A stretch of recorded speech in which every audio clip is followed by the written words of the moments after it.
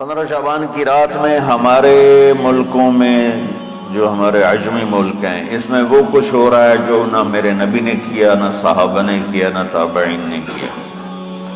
عجیب و غریب عبادات گھڑ لی ہیں، عجیب و غریب اس کے اعمال بنا لیے ہیں اپنی طرف سے، اور مسجدیں بھری ہوتی ہیں اور روشنیاں لگی ہوتی ہیں اور آتش بازی ہو رہی ہوتی ہے۔ میرے نبی نے اس رات کی فضیلت بتائی، عمل کوئی نہیں بتایا۔ جیسے یہاں کوئی صلاۃ تسبیح کی جماعت کرا رہے ہوتے ہیں، کوئی اجتماعی تہجد پڑھ رہے ہوتے ہیں، کوئی دیگیں چڑھا رہے ہوتے ہیں، کوئی آتش بازی کر رہے ہوتے ہیں، تو وہ اس میں اتنا غلو ہو گیا ہے کہ یہ بھی ٹھیک نہیں۔ اور کچھ علماء نے اس کے رد میں اس کا اتنا انکار کیا ہے کہ اس رات کی کوئی فضیلت ہے ہی نہیں، یہ بھی ٹھیک نہیں۔ اس بیچ کا راستہ، اس رات کی فضیلت میں جتنی احادیث ہیں وہ ضعیف ہیں، لیکن اتنی کثرت سے ہیں کہ ان سب کا مل کر جمع ہو کر کم از کم وہ حسن لغیر ہی تک تو پہنچ جاتی ہیں۔ اور ابن عثیمین رحمۃ اللہ علیہ نے بھی یہ لکھا ہے کہ زیادہ سے زیادہ ان احادیث کے مجموعے سے، چونکہ اگرچہ ضعیف ہیں لیکن کافی زیادہ ہیں، تو وہ حسن لغیر ہی تک پہنچ جاتی ہیں۔ تو حسن لغیر ہی سے کوئی عمل ثابت نہیں ہوتا، عمل ثابت ہوتا ہے صحیح حدیث کے سے۔ ایک احادیث کی کثرت سے روایات اور ایک امت کا عمل، کہ امت کا بہت بڑا طبقہ صدیوں سے اس رات کا اہتمام کر رہا ہے، لیکن کچھ عرصہ پہلے تک اہتمام تھا دن میں روزہ رکھنا، رات کو کوئی نوافل پڑھ لینا، کوئی دو چار زیادہ پڑھ لینا، لیکن اب یہ ڈھول تماشے جو اب شروع ہوا ہے اس کا تو کوئی وجود ہی کوئی نہیں ہے۔ تو اس رات کو اللہ تعالیٰ نے مبارک بنایا، اور حدیث پاک میں آتا ہے کہ اللہ تعالیٰ اس رات میں ساری دنیا کے لوگوں کی بخشش فرماتا ہے سوائے 5 آدمیوں کے، 5 کے سوا سب اہل ایمان کی بخشش ہو جاتی ہے۔ مشرک، المشرک، پہلا مشرک، دوسرا مشاحن، مشاحن کیسے کہتے ہیں؟ دل میں بغض رکھنے والا، کینہ رکھنے والا۔ تیسرا مسبل ازارہ، اپنے پاجامے شلوار چادر کو ٹخنوں سے نیچے تک لے جانے والا، لیکن ایک شرط کے ساتھ کہ وہ تکبر کی وجہ سے، سستی کی وجہ سے ہے، غفلت کی وجہ سے ہے۔ چونکہ جب آپ نے ایک مرتبہ اس کے بارے میں بات کی تو حضرت ابوبکر صدیق نے کہا یا رسول اللہ، میری چادر، عرب چادر باندھتے تھے جیسے ہمارے پنجاب کا لباس چادر تھا، اب وہ کم ہو گئے، ہماری تو بزرگ عورتیں بھی اور مرد بھی سب چادر باندھتے تھے، شلوار کا تو کسی کو پتہ ہی نہیں ہوتا تھا ہمارے بچپن میں۔ یہ تو پھر آہستہ آہستہ جب تعلیم آئی تو شلوار دیہاتوں میں بھی اور شہروں میں عام ہو گئی۔ تو اگر وہ اس لیے لٹکا رہا ہے کہ طبیعت میں تکبر ہے، پھر اس وعید کا وہ حقدار ہے۔ اگر ویسے اس کی نیچے جا رہی ہے تو میرا مالک ایسا، وہ تو ہے ہی رحیم و کریم، ہے ہی رحیم و کریم، ہے ہی رحیم و کریم، صرف شلوار نیچے لٹکانے سے وہ اتنی شدید سزا دے۔ اگر اس کے پیچھے تکبر ہے، پھر ہے یہ، تکبر نہیں ہے تو انشاءاللہ وہ اس سے محفوظ ہو۔ تو اپنی چادر کو لٹکانے والا، لیکن بشرط تکبر۔ کتنے ہو گئے؟ عاق لوالدیہ، ماں باپ کا نافرمان، نافرمان ایسا کہ دکھ دینے والا.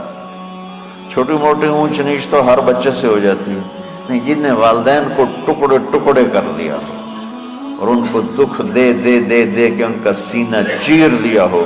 چونکہ آپ کہتے ہیں پرزے پرزے کرنا کسی چیز کی، تو اپنے دکھ دے کر اپنی بدتمیزی کے ساتھ اس نے ماں باپ کا دل زخمی کر دیا ہو، ایک یہ نہیں معاف ہوتا. 5واں مدمن خمر، مسلسل شراب پینے والا، مستقل جو شراب کا عادی ہو. ان 5 کو مؤخر کر دیا جاتا ہے. معافی نہیں ہونے کا مطلب یہ نہیں کہ اللہ تعالیٰ کبھی معاف نہیں کرے گا. معافی نہ ہونے کا مطلب یہ ہے کہ یہ 5 ایسے گناہ ہیں کہ اس کی وجہ سے بخشش رک جاتی ہے. اگر وہ شرک سے نکل آئے، وہ کینہ سے نکل آئے، وہ تکبر سے نکل آئے، وہ والدین کی نافرمانی سے نکل آئے، شراب چھوڑ دے، تو ان کی بھی بخشش ہو جاتی.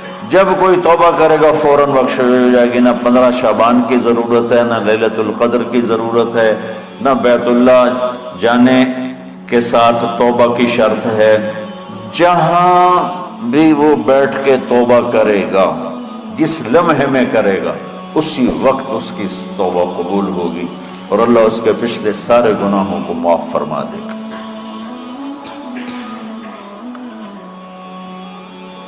دن کا روزہ، رات کا قیام، زیادہ قیام سے مراد نوافل ہیں. کوئی گھر میں پڑھ لے، کوئی مسجد میں پڑھ لے. نوافل، نفلی عبادات گھر میں ہی افضل ہوتی ہیں. میرے نبی سنتیں ہمیشہ گھر سے پڑھ کے آتے تھے. تہجد اپنے گھر میں پڑھتے تھے، مسجد میں نہیں پڑھتے تھے. سوائے اعتکاف کے آپ اپنے نوافل سنتیں سب گھر میں پڑھتے تھے اور مسجد میں صرف فرض آ کے ادا فرماتے تھے. اور اس کے بعد بیٹھنا ہوتا تھا تو بیٹھ جاتے تھے، اٹھنا ہوتا تھا تو اٹھ جاتے تھے. تو اعتدال اللہ کو ہر چیز میں پسند ہے. دنیا جو مختصر ہے اس میں کیسے پسند نہیں ہوگا؟ آخرت جیسے معاملے میں بھی اللہ ہم سے کہہ رہا ہے اعتدال، امتن وسطا. ایسے عیسائیوں کی طرح ترک دنیا بھی نہ کرو، یہودیوں کی طرح دنیا کے پیچھے نہ پڑ جاؤ. رزق حلال بھی کماؤ، اپنے بچوں کو بھی دیکھو، اپنے فرائض کو بھی دیکھو جو دنیاوی ہیں، اور اللہ سے بھی اپنا معاملہ ٹھیک کرو اور درست کرو. بعد کے زمانے میں صحابہ کے بعد سے ہی ایک انتہا پسندی امت میں آئی. ساری رات جاگنا. فلاں بزرگ تھے، وہ رسے سے اپنے بالوں کو باندھ لیتے تھے کہ نماز پڑھتے پڑھتے جب نیند آئے اور جھٹکا لگے تو رسے سے بندھے ہوئے بالوں سے اس جھٹکے سے تکلیف ہو اور ان کی آنکھ کھل جائے اور پھر نفلوں میں شروع ہو جائے. ایک فلاں بزرگ تھے، وہ اپنے آنکھوں میں نمک کا سرما لگاتے تھے تاکہ آنکھیں جل جائیں، اس میں وہ جلن پیدا ہو جائے اور نیند اڑ جائے. یہ ایسے واقعات بھرے پڑے ہیں. فلاں بزرگ تھے، انہوں نے 30 سال عشاء کے وضو سے فجر کی نماز ادا کی. یہ اپنی جگہ پہ بزرگی ہے، لیکن یہ بھائیو یہ دین ہم پیش نہیں کر سکتے. فلاں بزرگ تھے، وہ 30 سال سے ستو کھا رہے تھے کہ روٹی کھانے اور ستو کھانے میں 70 دفعہ سبحان اللہ کا فرق پڑ جاتا ہے. تو روٹی کھائیں تو 70 دفعہ سبحان اللہ کم کہہ سکتے ہیں، اور ستو کھائیں تو 70 دفعہ سبحان اللہ زیادہ کہہ سکتے ہیں. تو لہٰذا انہوں نے کہا مجھے تو 30 سال ہو گئے، میں تو ستو کھا رہا ہوں، میں تو روٹی نہیں کھا رہا. یہ دین نہیں ہے. یعنی یہ وہ دین نہیں جو ہم انسانیت کو پیش کر سکتے. یہ تو لوگوں کو دوڑانے والی بات ہے. یہ راہبانیت کی شکل ہے. یہ وہ دین نہیں جو ہم لوگوں کو پیش کریں گے تو وہ کہیں گے واہ واہ واہ واہ کیا دین ہے بھائی، قبول کرو. یہ ایک قسم کا غلو آیا.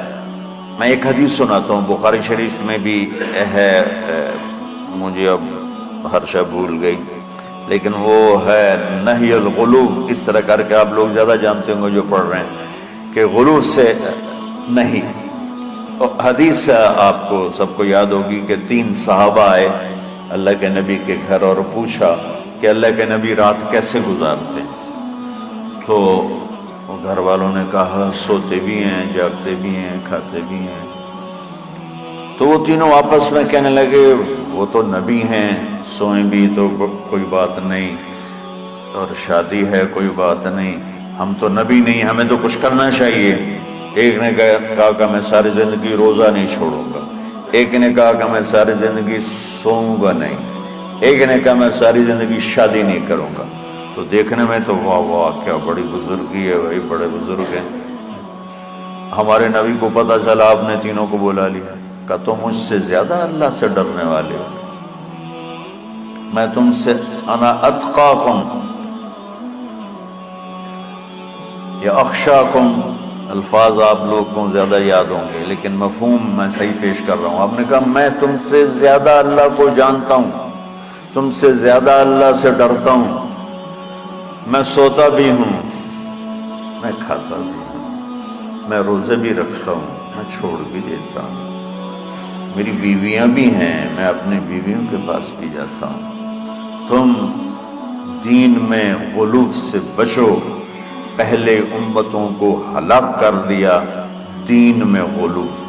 دنیا میں غلو یعنی انتہا پسندی، ایکسٹریمسٹ ہونا، دنیا ہو یا دین ہو دونوں میں اعتدال بچو، اللہ تعالیٰ کو پسند ہے۔